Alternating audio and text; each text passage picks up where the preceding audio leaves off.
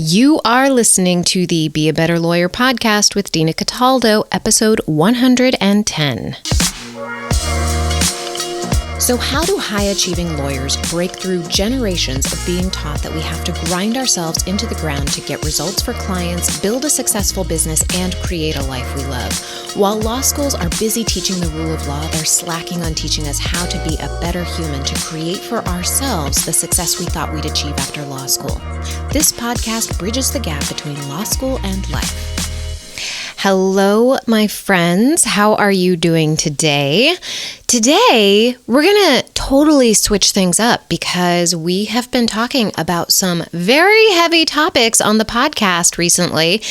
And I think that we all need some lightheartedness. We all need some help kind of getting into the mindset where we are more productive, more enticed to do the things that we need to do in order to create what we want to create in our lives, and do it with a lighter heart, a little more play.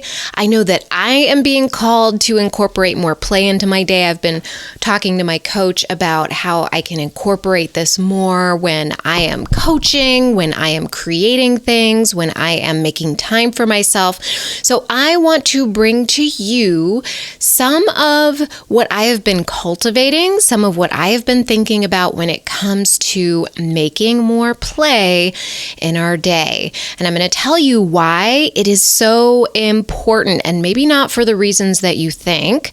I'm going to explain to you what is not play, and I'm going to explain to you what is play, because sometimes the difference is not so clear to us.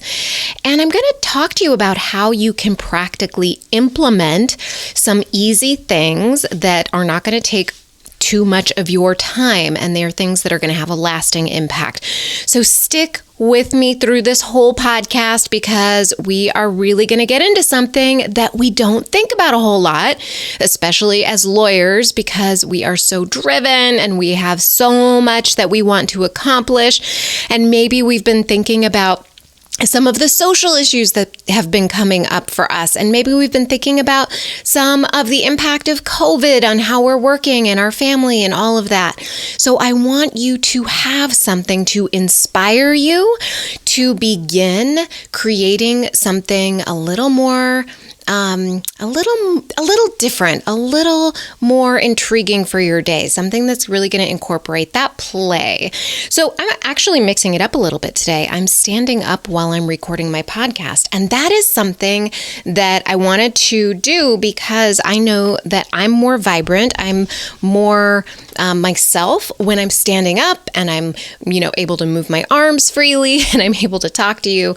So I would be curious if you notice a difference when you are hearing this podcast, if you're hearing a difference just in how I show up by doing a really simple thing, which is just standing up rather than having a seat.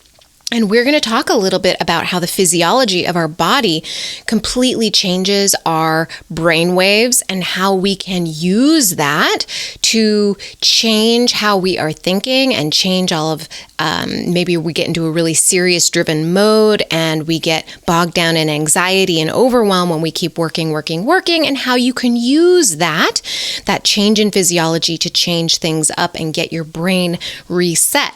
Now, before I jump into our podcast today, I want to invite you to download the Busy Lawyers Quick Start Guide to getting back 5 hours each week.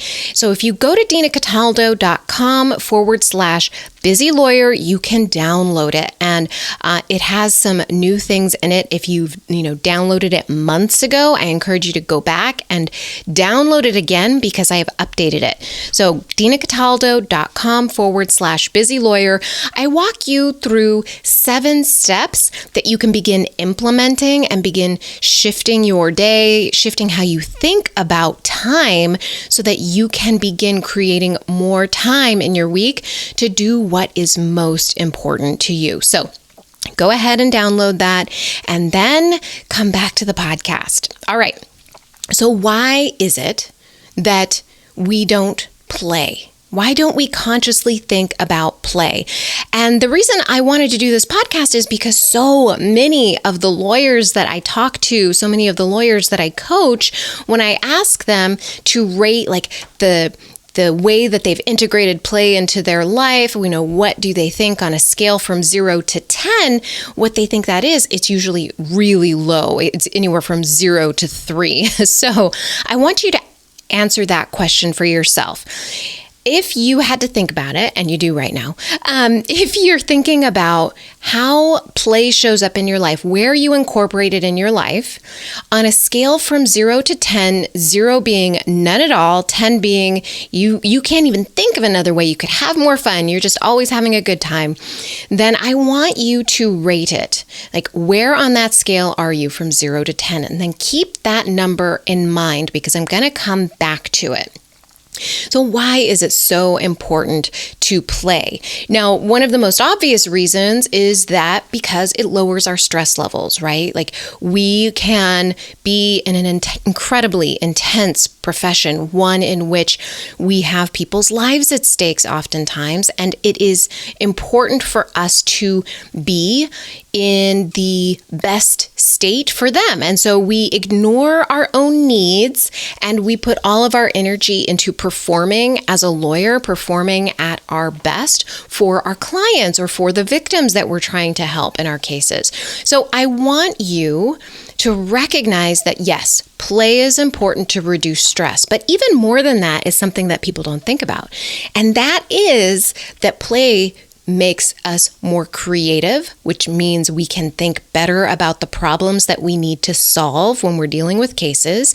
It makes us more productive, meaning that when we get into that stressed mode, sometimes we'll get into overwhelm and we start spinning in our thoughts and we start wasting time. Sometimes we'll go into procrastination mode because we make things really hard for ourselves and our brain doesn't want to think anymore. But if we are consciously incorporating play, then we can create some productivity. In fact, so many of us think that being incredibly driven and pushing harder and harder is what is going to create the result that's going to make us get more done in a shorter amount of time. And what I've learned over the past, 30 years of being driven is that what we really need is more, A, compassion for ourselves, and B, we need to add that play in. And those two things create more productivity in our lives and help us get more done than anything else, really. I mean, we're already driven people. We're already going to get things done. We know that. We know we're going to get to the other side. But if we want to accomplish more of what we want, when we incorporate that compassion and that play to create that productivity, it's going to be amazing. Plus, it just feels good, right? Like, it feels so much better than feeling stressed out and anxious. So that's really a huge reason why we need to be incorporating play. We need it. It's like a sustenance to us. So I used to think, right, and getting into what's not play, I used to think that drinking with my friends was play. Right? Like having a few drinks with some friends, going out and like having some wine and having some cheese. I used to think that was play. And what I realized is that drinking was actually numbing me out. I was numbing out. I was numbing out from the anxiousness I felt, the hectic day that I might have had. Maybe a difficult issue came up and I just didn't want to think about it anymore. In fact, when I'm coaching clients, sometimes that comes up. It's like, they don't want to think about something at the end of their day and they're just like, you know what, I'm going to have a glass of wine because I just don't want to deal with this. And that led me, when I was drinking, to have reduced energy. I didn't want to do anything later that night. And I certainly didn't sleep very well.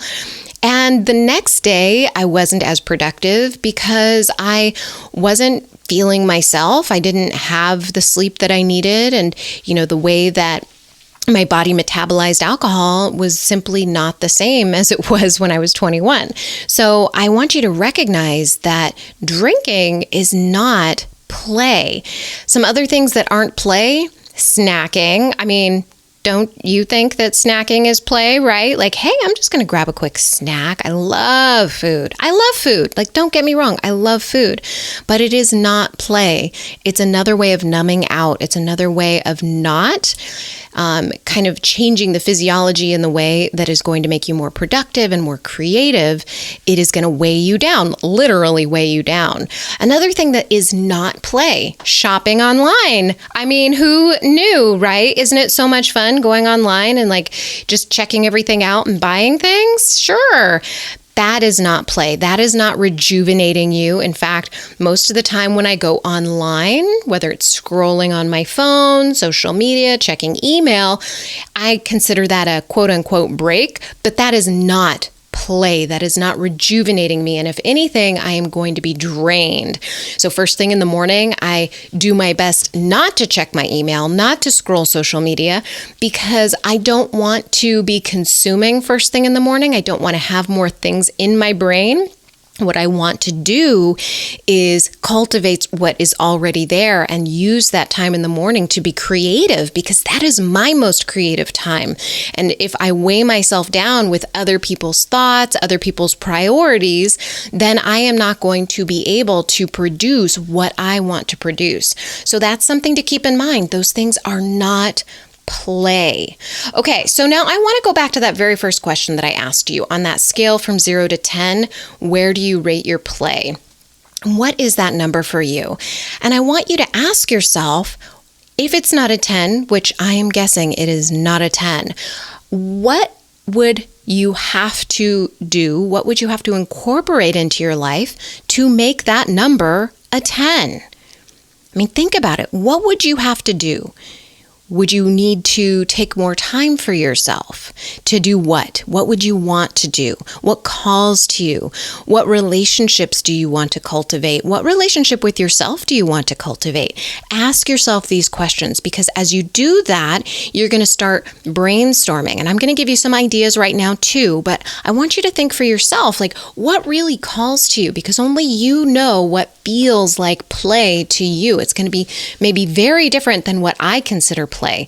But whatever it is, it's going to be something that's rejuvenating, something that lights you up, something that you wish maybe you were doing more often. So I want you to really think about this and think about, I'm going to help you at the end, like help you implement some of these things that you consider play and want in your life in easier ways. So and maybe not so easy if you're thinking about it in terms of how to create the space for them, but I'm going to help you with that.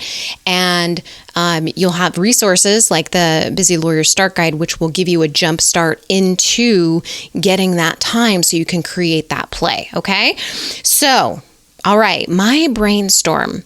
So think about what's fun for you, but this is what I consider fun. This is what a lot of my coaching clients want to incorporate. So maybe some of this will resonate for you.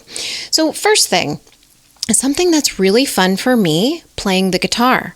Like, I love playing the guitar, learning how to play the guitar, learning Italian. And I have a client who wants to walk trails more. In fact, she hasn't been doing it at all. So she wants to incorporate that into her day because she knows that reinvigorates her. Another client loves to draw and loves to paint, and she makes that a priority. Like, she really, out of all my clients, she's the one who really seems most connected with play because she purposefully makes time for that in her life. And that's what you have to do, is really think about what it reinvigorates you, what livens you up, and what can you incorporate in your day. Another thing that helps me become more productive and more creative is getting really grounded in myself. And to do that, I need a gratitude practice. I need a ritual. I need to visualize. And those are things that if you're looking for some play, you're engaging your imagination when you use any of those, brain muscles, right? And use any of your thoughts in a gratitude practice. It could be something really simple. Recently, I have been taking just a few moments at night and, in my ritual, just kind of going through my mind and thanking, whatever you want to call it, spirit, you can call call it, God, you can call it, whatever energy, whatever you want to do, whatever your practice is, whatever your beliefs are, you can just say thank you. Thank you for such a wonderful day. Thank you for the opportunity to connect with my family member, my friend. Thank you for the opportunity to have a little fun in my day. Like today, I was driving home. I have a convertible, so I had the top down. I was playing some music. I mean, that for me is fun, and it's such a great way for me to move from a day of work into a night of creativity and in reinvigorating myself so that I can do things like create this podcast and coach people, even when I'm, coming home from a day at my law office job. So it's really important to start looking for those ways that you can start engaging your creativity and feeling more productive. And that's going to be by, getting our imagination working. Another way to do that, to get grounded, is to have rituals, right? So it can be in the morning, it could be in the evening. What I have a couple of rituals, right? So in the morning, I, write in my journal, I do some thought work, I have my lemon water. I can, sometimes now it's warm enough, I can sit out on the porch and just think. And that for me is reinvigorating because I'm engaging my imagination.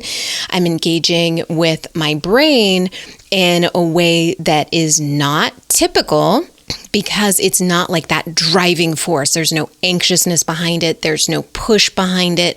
It's allowing the thoughts to come to me. It's allowing my brain a break, right? And it's just allowing myself to receive rather than pushing myself to get something done. So that for me is play, and that could be play for you too.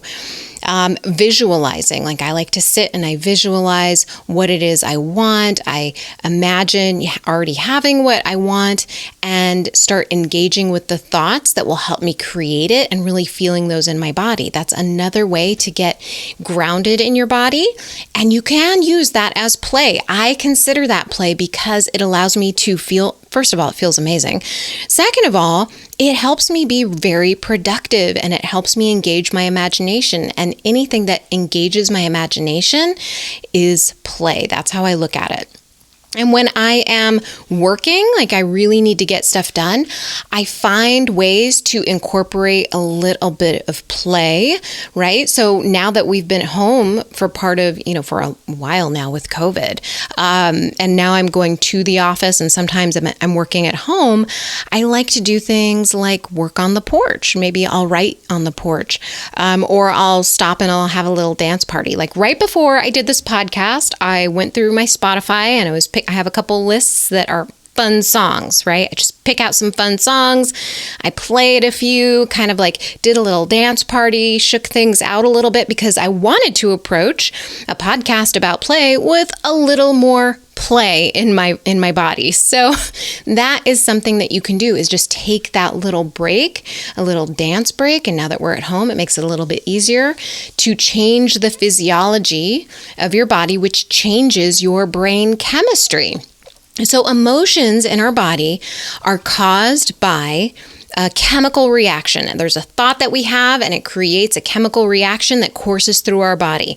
And when we are working throughout our day and we're stressed out and we're having thoughts about our work, like, this is so hard, I don't have time, I don't know how I'm going to get this done, my coworker's so difficult, whatever your thoughts are, I want you to recognize that your brain is then causing a release of chemicals to then course through your body. And Tony Robbins really talks a lot about this, about changing the physiology of your body simply by standing differently. You can create confidence in your body by moving your shoulders back, putting your hands on your hips, having your feet spread apart in a very confident stance. And you can feel that when you're sitting up tall, that you feel more confident. Same thing goes when you want to adjust your brain to have a little bit more play. You jump up and down, you do a little dance, you smile, and your brain has then released chemicals as well by just moving your body around. It's amazing what we can do with simply shifting a few things in the way that we stand, the way that we walk, the way that we carry ourselves, the way we smile in our face. those things will change the chemistry of our brain. So use those tools when you find yourself getting in a rut. And one of my very favorite things to do to incorporate play is just taking a day off in the middle of the week. It feels like you're playing hooky, like you're in high school, and that you shouldn't be doing it. It's amazing. My girlfriend and I, it was a couple years ago now, we just went to a Giants game. We went to San Francisco and we were like, you know what? Hey, why don't you take the day off? And I said, okay. And I just took the day off. I didn't have anything going on. And I was like, you know what? I'm just going to take the day off. We went to San Francisco. We went to Giants Stadium. I'm sure that it has a name and I cannot think of it. Someone will tell me on Instagram, I'm sure. And then we walked around. I had a hot fudge sundae, just kind of enjoyed the sights and, the bay. It was fantastic. And just having that one day to rejuvenate, to engage with a friend, to engage with new scenery around me, just for that day, reinvigorated me for the rest of the week. So that is something that, we may not have access to the same things right now, but we certainly have the ability to go out and play in a safe way with your masks, okay? All right.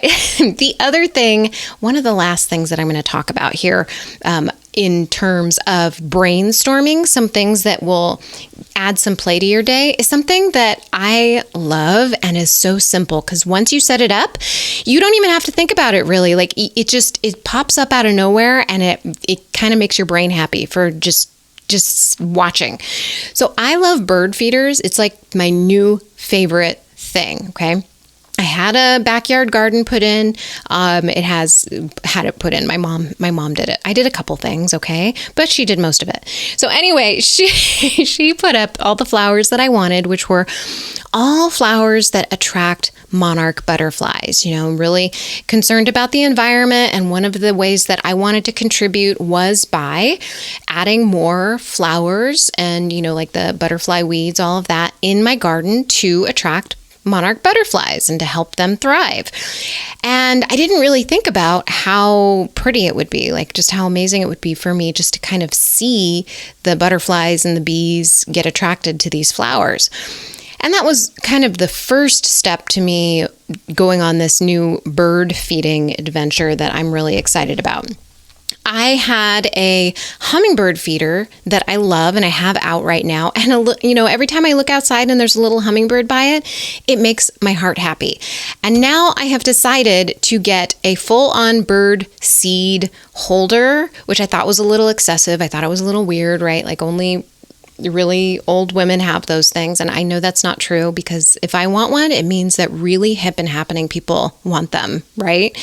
So I was on a walk recently and I saw this garden that had these bird feeders, and these little finches were eating bird seed, and there was a little fountain next to it. And it just brought me such delight. It brought me like such energy and happiness. And I wanted to take that and capture it and be able to bottle it and have it when I wanted it. So I'm going to put out some more bird feeders in my yard so that I have that little bit of delight, that little bit of whimsy that lights up my day and helps me become more creative, helps me get my brain in the right state of mind when it has been working all day. Because I know that you and I work our behinds off. I know that. I know what it's like to feel anxious and to feel like you're overwhelmed and you just have so much work to do. But when we are driving ourselves so hard, we need to have that outlet, that fun outlet that's healthy and helps us become more productive and more creative and does not weigh us down. So those are my suggestions. But if you've got other things that you love to do, add those in. Okay. So the final piece to this is implementing this, right? So there's going to be some things that we're going to talk about here about your calendar, because chances are you aren't making time to incorporate this, and maybe you don't know how, and thinking about it just makes you anxious. So let's talk a little bit about this, okay? When you are approaching your calendar, and please, please, please tell me you have a calendar system set up, that you're doing this every single week, that you are actually setting up an hour on your Sunday night or first thing Monday morning to plan out your week. Even if you have things that are going to change during the week, having a game plan at the beginning of the week is going to help you. So please, please, please tell me you have that. If you don't have that, start. I have tons of podcasts on it. I coach my clients on it. This is something that is necessary. And once they start doing it, they see a huge difference in their output and the way that they feel. So that aside, when you are planning your week, schedule you time first. That way you might have other work, of course, but you've got to make time for you. This doesn't mean time for other people. This doesn't mean time for your kids or for your partner or for, other people. This is for you. What do you need to thrive during the week? Do you need time to exercise? Do you need time to meal plan? Do you need time to have some dance parties in the middle of the week? Do you need time to create those gratitude practices in the middle of your week, at the end of your night? What do you need? What do you want to incorporate for your playtime during the week? Okay, that's the very first thing that you'll do when you're scheduling. The second thing is then you're going to schedule everything else for your family, and then you're going to schedule everything else for your work. That's how it works. Okay, that's the first step. The next thing that you want to pay attention to when you are scheduling yourself is not to overschedule. This is where a lot of lawyers hurt themselves, okay? And I'm one of them. I have to watch and I constantly tweak. When I recognize that I overscheduled myself, I say, okay. At the end of the week, I look at it and I say, okay, well, on Thursday, I did not like that day. I overscheduled myself. I was a little too ambitious with what I thought I could get done. And really, at 7 at night, that's what I want to cut out of work. I don't want to be doing anything else after that. So recognize your patterns, recognize what you need to feel good and not feel anxious and not feel overwhelmed, okay? So don't overschedule yourself. Leave some blank time during your day to allow for things that are going to spill over, okay? Because your work is often going to spill over, right? So half hour here, half hour there, leave a little bit of blank spot. Don't fill that in with, shopping on Amazon, or filling that space in with, other appointments that you're not sure you're going to be able to commit to. One of the things that I see sometimes is I'll overlap commitments, because I'll be like, oh yeah, I can send these emails out while I am prepping my website and reviewing files. Sometimes I look at my calendar and I think, what was I thinking? What was going on there? But just have some compassion for yourself and you can change it up the next week. Okay. And then the last thing I want you to really pay attention to, and this is the most important because this is going to allow you to recognize when you need to do a happy dance, when you need to take a break, okay? Notice when you feel really anxious, okay? Notice when you're feeling overwhelmed, all right? Notice that, okay? We know, and also on top of that, notice something else, okay? So first of all, it's really important to notice when you're feeling anxious and overwhelmed, so that way you know, okay, I want to find some time to incorporate some of what we've already talked about, okay? But the other thing is to notice when you're naturally feeling playful, you're naturally having fun. For me, I do little things, right? I do a little happy dance when I'm standing in line for food. Do you do this? I will be standing in line for usually Mexican food. I love Mexican food, but whatever I'm standing in line for, I do a little happy dance. I'm super excited. It's I can't wait for food. And I often wonder if people are looking at me like I'm really weird, but you know what? Whatever. I'm having a good time, and that's all that matters. That's something that isn't something I do naturally, something that I have fun. It perks me up. It feels really fun. Another thing that I notice when I'm being playful is I'm playing with my dog. My dog just walked in to my room as I'm recording this, and I know he's going to be there for me when I'm done with this podcast, and I'm going to play with him, and he's just going to be the happiest dog in the world, because Frankie is just the happiest dog in the world when I am playing with him. So that's just a a great start to cultivating more play in your day by just noticing where you are already naturally bringing that play into your day. Okay, I hope this was a fun podcast. I hope this has lightened things up for you a little bit. I'm hoping that it gave you some ideas.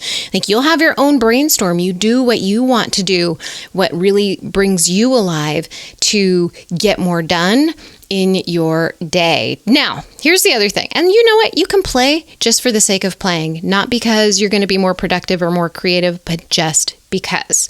Okay, so if you want to find more time to incorporate those things that you really enjoy or that you want to make more time for, go download the Busy Lawyer's Quick Start Guide to Getting Back 5 hours a week. Go to dinacataldo.com/busy lawyer so that you can get that and get started on it. That's dinacataldo.com/busy lawyer. Okay, I hope you have a wonderful rest of your week. I'll talk to you soon. Bye. Hey, if you enjoy this podcast, I offer one-on-one coaching using my Be a Better Lawyer framework. That's where we rewire your brain to help you create the life and the practice that you want. Go to dinacataldo.com to schedule a strategy session.